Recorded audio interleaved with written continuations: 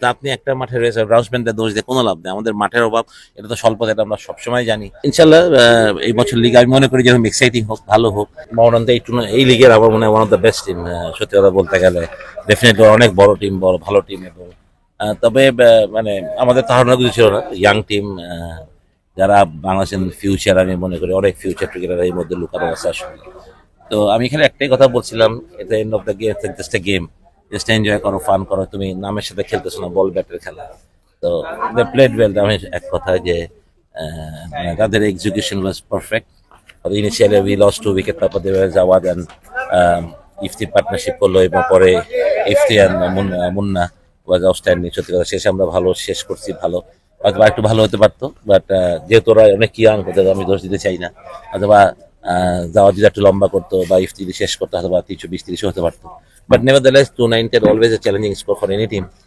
We bowled really well. আমি মনে করি ইয়াং দুটা ছেলে যাদের হয়তো বা প্রিমিয়ার লিগ ডেবু মনে হয়, ইকরাম এবং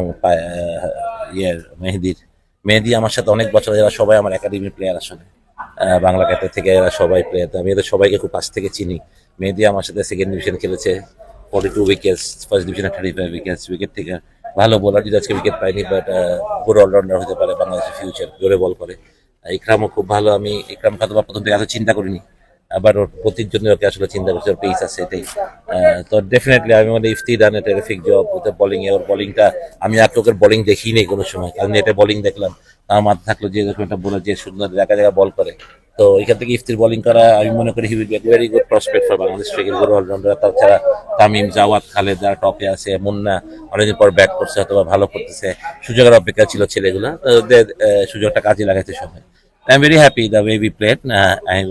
আশা করি যে এই জয়টা আমাদের বাড়তে একটা কনফিডেন্ট করবে ফর ফিউচার গেমস ডেফিনেটলি। আমরা এখান থেকে ভালো কিছু করতে চাই ইনশাল্লাহ। মাঠের দোষ দিয়ে কোনো লাভ নেই, এটা হয়তো বা ওর পা পিছলে গেছে বা এরকম কিছু একটা হয়েছে। তো মাঠ তো আপনি রেগুলার খেলা হয় এই মাঠে না, সেকেন্ড ডিভিশন খেলা হয়েছে, থার্ড ডিভিশন খেলা হয়েছে, ফার্স্ট ডিভিশন খেলা হচ্ছে, প্রিমিয়ার লিগ শুরু হলো। তো আপনি একটা মাঠে রয়েছে গ্রাউন্ডসম্যানদের দোষ দিয়ে কোনো লাভ নেই, আমাদের মাঠের অভাব, এটা তো স্বল্প, এটা আমরা সবসময় জানি। সুতরাং আপনি ওইভাবে তারপরে যদি ভালো উইকেট প্রডিউস করছে, ভালো উইকেট, সেটা আমাদেরকে ভালো বলতে হবে। কারণ আউটফিল্ড বলবো না যে এত খারাপ, বাট মাঝে আপনার একটা ইনসিডেন্ট লর্ডসের মাঠেও অথবা এরকম হতে পারে। তো এটা নিয়ে কোনো কমপ্লেন নাই। আমি মনে করি যে কিউরেটাররা ডে ইন ডে আউট তারা চেষ্টা করে ভালো কিছু প্রডিউস করার আসলে। আমার মনে হয় যে কোয়াইট ইন্টারেস্টিং হবে। যদিও অনেকগুলা দল কাগজে কলম অনেক বড়, অনেকগুলা কাগজে কলম অনেক ছোট, বাট এখন আর ওই দিন নাই, ছেলেরা গেটিং স্মার্টার। আই থিঙ্ক তারা এখন আর ভয় ডর পায় না। আগে যেমন এটা ছিল ভয়, বড় প্লেয়ার, বড় টিমে ভয়, সেই ভয়টা হয়তো হবে না। তারপরেও আমি বলবো না যে মোহামেডান অনেক বড় টিম, এদের সাথে জিতাটা আসলে আমি hats off to the boys.